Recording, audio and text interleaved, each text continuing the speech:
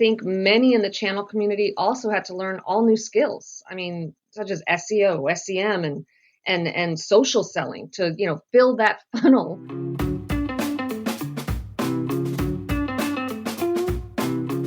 Hello, welcome, and thank you for tuning into Channel Voices, the podcast for future channel leaders, where we learn the ins and outs of partner ecosystems through casual conversations with channel professionals from a variety of industries, partner types, and geographies.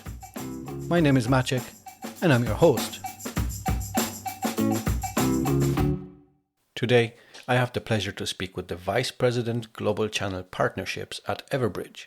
She has worked in the channel for over 5 years and will dive into her experience of launching new channel during the COVID-19 pandemic. Jasmina Muller, welcome to Channel Voices. Thank you very much. I'm very honored and pleased to be on the podcast. Thank you. Jasmina, in 2020, you have actually launched channel at Everbridge. Before we go into the topic and what that experience was like during the pandemic, maybe we could start with you telling us what are the most important components to consider when launching a channel.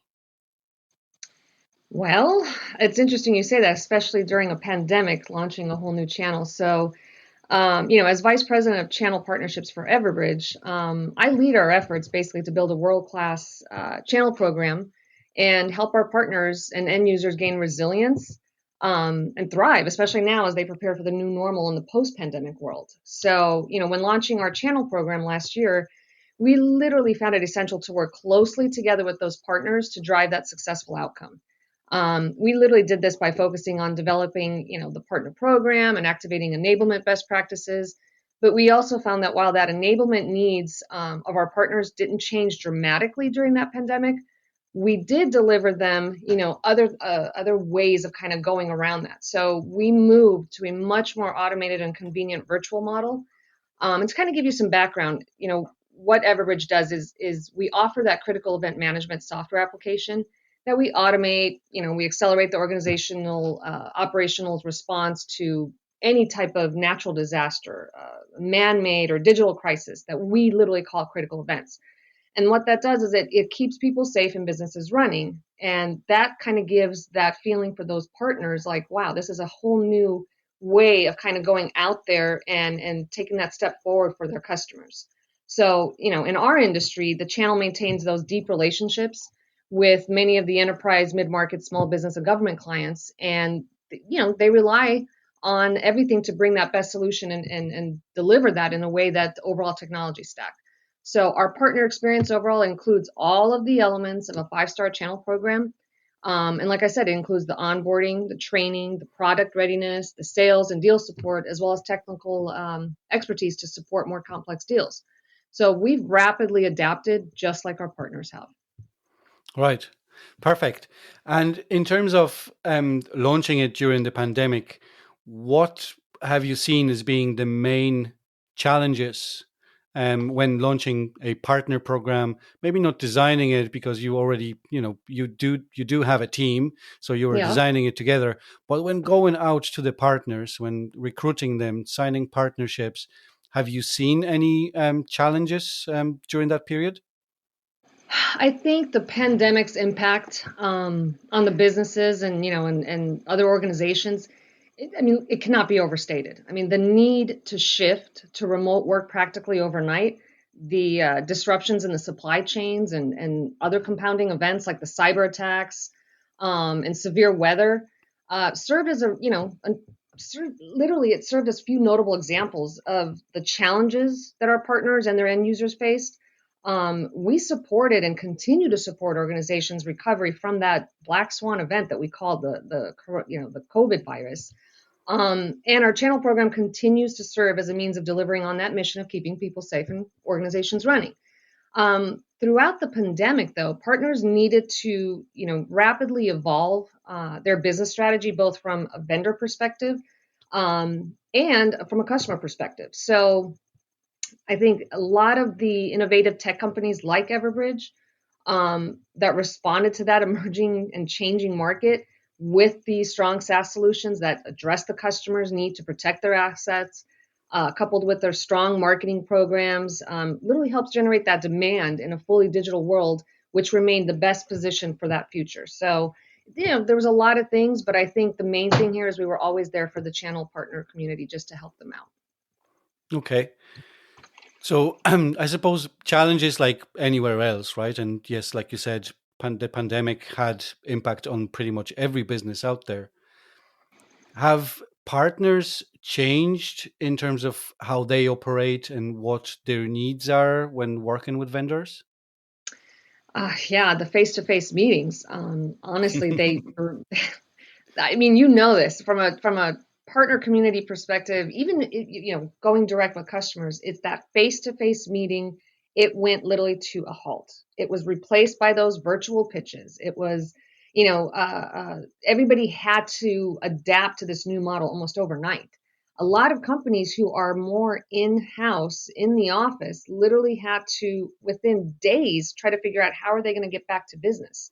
I think many in the channel community also had to learn all new skills. I mean, such as SEO, SEM, and social selling to fill that funnel while also learning new solutions to help their customers make sense of a remote work and condition based world. I mean, you and I both know from a partner community we've always been remote, but we still had that ability to go out and do face to face meetings with our partners to really understand what are some of those initiatives that they're trying to come down with their customers. So going from face to face to video conference, that's a huge, huge task in itself. You kind of get, as people would say, I'm video out. I'm done. Yeah, absolutely. And we all experience the webinar fatigue and everything else that went with it, right? Yeah, yeah. And so these were, I suppose, some negative impacts, right? So not having that face-to-face interaction with partners. But is there anything that possibly has positively surprised you when interacting with partners during that period? Oh my gosh, yeah. I think, one of the most positive things for me remains that working for a company with the mission of keeping people safe, and organizations running during events like the pandemic. In 2020, just to kind of give you some background, Everbridge customers, this is the part that I was shocked with. Everbridge customers used its SaaS platform to send more than I think it was 5 billion communications, which was a 30% increase compared to Wow. 3.5 billion communications in 2019. So that's huge. That tells you that pandemic really hit hard in trying to communicate, whether it was the pandemic, weather related, natural disaster, you name it. But it literally increased by 30%. So that kind of tells you what's going to happen going forward. On a personal note, I've also noticed that some of the changes driven by this pandemic freed up time for people to be there with their families. I think after being home for a year, and I mean being home because I used to travel on a weekly basis, you get to learn more about your family. Now, a lot of people are probably going to laugh and go, oh my gosh, yeah, positive and negative. I think from a positive perspective, so honestly, I've got two teenagers. One is a 19-year-old boy who started college, who was supposed to go to Michigan State. COVID happened, he has to go local. And then my daughter, who's about to be 16, who I've seen in this past year grow into such a young, mature, talented little girl that I still consider my little girl. But it's amazing just to see some of that change that you couldn't see while traveling. So I think, you know, most of all, the pandemic served as a catalyst, for more boards like C-level executives to recognize the importance of this critical event management that happened, specifically around the pandemic, and the benefits that we at Everbridge offer, to help those organizations build businesses, their resiliency, and protect revenues from various threats. So, personal and business, there was quite a few positives from there. Perfect. That's very good. And like you said, yes, that extra time to that you had to hand to spend with your family. Oh yeah, That's obviously positives, I think, that everybody recognizes. Obviously, there are some negatives to it as well, yeah. right? Hmm. I mean, so much time together, it can Oh my gosh, spark yeah. some conflicts as well. Oh yeah, However, especially with however, dogs. right. And so from that experience, so going through designing and launching the partner program, launching the full channel, signing new partners, onboarding them, what were the kind of key takeaways that you believe are will be applicable in the post-pandemic world? I honestly, there's so many things I think of when it comes to that. It's, the one main lesson I think to consider in applying is it remains that the agile change work environment that we enhanced and embraced and found a way to work in. For example, prior to the pandemic, most firms did not think that they could let employees work from home and still have a positive customer experience. Now, remote work is the norm. I mean, you think about that. I've been looking on LinkedIn. So many companies now, large companies like Google, Amazon, all of those are literally sitting there saying they're going to start letting people work from home because they've seen that they could still do the same job in most cases with some of the individuals. But you think about the lessons and what they mean for the future, of work and business resiliency. I would encourage people uh, uh, in the next, I think it's in the next month, to come and join and listen to our upcoming Everbridge COVID-19 Road to Recovery. It's a virtual symposium that's going to occur on May 26th and 27th. The big thing here is because our past few symposium, we've had some pretty interesting, keynotes. And I can actually say in this future keynote address, we're going to have the 42nd President of the United States, Bill Clinton, and Chairman and Editor in Chief of Forbes Media, Steve Forbes. And it's going to include literally presentations from other world leaders, health experts, C-suite executives from different industries and geography. So it kind of gives you an idea of what we're also kind of taking a look at post-pandemic, and how we're going to go ahead and get to that new norm, which is working from home, hybrid office. So, for anybody that wants to get more information, they know where to find me on LinkedIn, and I can send them all the registration for that. Perfect. We'll also include a link to your LinkedIn profile in the show notes so people Oh, can perfect. just scroll down and click on it and it'll take them directly to your page. Um, Great. Excellent. So, um, how many partners do you have within your ecosystem today? Oh my gosh, they could probably find all of that on our website. We have quite a few. I mean, we have, like, I run the channel organization. And when I say that, I run the traditional, where it's the master agencies and then the distribution model that we're adding this year. And then we've got on my peer side, on the alliances side, we've got, gosh, hundreds of different types of partners, anything depending on, security or travel industry, things of that nature that we go ahead and partner together. So they can find a lot of that information on our website at Right. everbridge.com. Yep, Perfect. Excellent. And in terms of your partner program and how you set this up, obviously with so many different partners and each type of partner, I suppose, having different needs and work differently, go after different verticals, different types of customers. How has that shaped the actual channel program? I don't know if I would say that it would shape the overall partner program. I think we're open to taking a look at seeing all the different partners that require putting solutions in place for their customers. We're always open to hearing about what their business entails as a partner and see how we fit together. Because a lot of times partners will turn around and say, well, this doesn't fit my business. Not just that we wouldn't say that they don't fit our business. I think it really depends upon what they bring to the table. And I think we've had, and it's interesting, in the year that I've been here, a little over a year, every day we talk to new partners, and every day we see something that the partners can bring to the table, both for us as well as them. So my answer is, come on over, talk to me, let me see what I can do to go ahead and provide the right solution for their customers. Yeah, that's perfect, and I would absolutely agree with that answer. It is about partnerships, right? Both parties have to bring something to the table and Exactly. see Yep.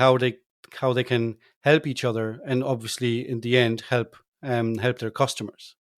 Definitely. I think the number one solution and goal for both the partner and the vendor is making sure that the end user, the customer, has the right fit and right need for their business as they grow. And Jasmina, there's one question that I absolutely love asking on every single episode. I ask that every single guest, And the background to that Give me three here question, now. What's this question going to be? and the background to that question is that a lot of people, a lot of channel professionals, didn't go into the channel with a conscious decision, as in I came out of college and I want to go and work with channel partners, right? Yep. People end up in channel one way or another, or they're being pulled into it because of certain things that they have done within the company. So with that in mind, what's the one thing you wish you knew before you started your career in channel? Great question. And you're absolutely correct. I didn't just, want to go into the channel. For those that know me, I came from the direct side, 20 plus years in the direct side. I was a frontline sales individual, moved up, to management director. And it happened one year about 5 years ago. I was approached by my mentor, John DeLozier, and he just said, he goes, "Hey, I think you should, come over to the channel." And very good at explaining how it was. You look at it in the channel, literally, it fosters that customer relationship on multiple levels. You've got that customers that trust those partners to be the technology agnostic voice for the vendors. You've got that layer that really looks into the trust, the relationship that's built, and then you've got the direct sales side that has the knowledge of the product of the company and what have you. You kind of put those two together, you marry them together, you've got a force to be reckoned with.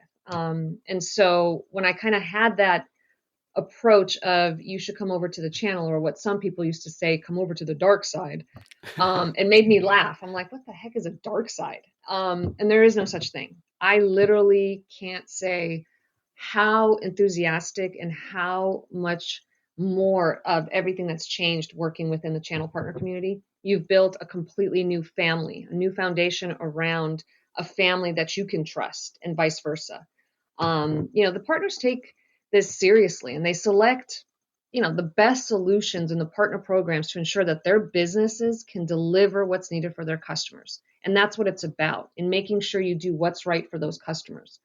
And then finally, vendors, they cannot buy their partner's business with spiffs or contests. They need to earn it with trust and zero friction in your program, which we continue to expand on daily. So, overall, the channel exemplifies a relationship-based business, and partners need their vendors to truly remain invested in their success and evolution. Once you do that, as a vendor, supplier, what have you, you grow their business, your business is going to grow based on referrals, relationship. Anywhere you go from a channel community to another vendor, you're going to have them follow you.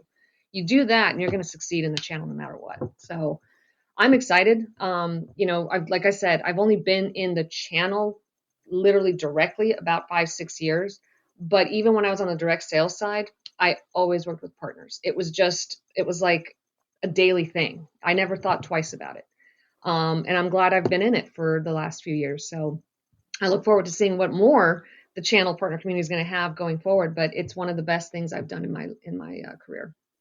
Fantastic. That's a fabulous answer, and it really comes across how passionate you are about the channel. Oh yeah. What's your favorite part of working with the channel? Like I said, it's a family. It's another family. I don't feel like it's work. I don't feel like it's a job. I feel like it's just my day to day. Just like normal, when you're with your friends and family having fun, and yet you have those serious conversations. You literally need to make sure that you can differentiate, the fun and the work life. But it's, that work life balance kind of falls into it. I think the biggest thing is literally I can text or call any of my partners and ask for their, advice on stuff that I'm doing, and they'll come right back and be honest with me. That is what it's about. That's that relationship. It's that trust that they know I can come to them and they can come to me. And I don't think I would ever change that in any part of my career. Excellent. And if you had one piece of advice for someone who would want to transition maybe from the direct side to the dark Mm-hmm. side, right? The dark side, the channel. And the dark side. What advice would you give them? I would first and foremost is, a lot of people from whether it's the direct sales side or the channel side, you're working hard regardless. You're always working hard to get things done. I would say though, once you come into, the channel community, you got to take a look at it now from a single opportunity level to a business opportunity level. There's so much more out there. You're from a sales side, you have a list of accounts to work on. From the channel side, you have a list of partner businesses who have multiple accounts. So your first and foremost is, are you ready to step into a broader range of management, from a channel partner community basis? And on top of that, you got to take a look at making sure you are ready to go ahead and start relationship building versus opportunity building. That's the first and foremost. If you can't build a relationship to understand what your partner's initiatives are before you get into the opportunity, you won't make it. I say that upfront and honestly, because you need to understand what they do as a business, how they differentiate themselves amongst their pack, and what do they need to do to go ahead and grow their business within their clientele list that they have. As you start to build that trust and relationship with those partners, I can tell you right then and there, you'll start to understand and be the extension of that partner's business. They won't see you as just a supplier. They'll see you as an advocate. They'll see you as a friend. And oh, by the way, maybe even you'll understand to see what their family's like. I mean, that's the big thing. Like I said, it's a family. You know about them. You'll eventually meet their, family, their kids, their dogs, their cats, you name it. But it's literally, you've got to have that mindset of taking it baby steps. Don't think you're going to start seeing opportunities right away. You're going to have to start to build that relationship, that core trust, to really understand how they work as a business. Fantastic. Thank you very much. That was a fabulous answer, and I can absolutely hear that you recommend people to go over and try themselves in channel working with partners. But it does take maybe not necessarily a personality, but a set of skills when it comes to developing relationships, right? And not being interested in only pushing the product that you're selling as a vendor to your partners, but to understand how these partners operate and what is top of mind for them. Definitely. And tie it back to what you're doing, right? Oh, yeah. And I think key there is passion. You have to have a passion to enjoy what you're doing. If you don't do that, then you're literally going to consider it as a job. And like I said, I don't consider it as a job. I consider it a passion to understand my partner's business and their personal life too. So great stuff. Fantastic. Jasmina, thank you so much for being a guest on Channel Voices. We do hope we get you again as a guest. Come on, once that whole pandemic is over and we go back to the new normal, and then we get to chat what that transition has been like, if anything has changed, and how creative you as a vendor and your partners have become around continuing business. That would be wonderful. I would love to come back and see how things work over the next few months. But thank you very much for having me. I was very honored to be on the show, and I wish you luck as well with any others. Pleasure is all mine. And again, thank you very much. Thank you. And that's a wrap for this episode. I do hope you found it valuable, and if you did, please make sure to subscribe and leave a review. You can also follow Channel Voices Podcast on LinkedIn, Twitter, and Facebook, or just visit channelvoices.com where you can send me a message or leave a voicemail. All of the links are listed in the show notes, and once again, I appreciate you tuning in today. Until next time.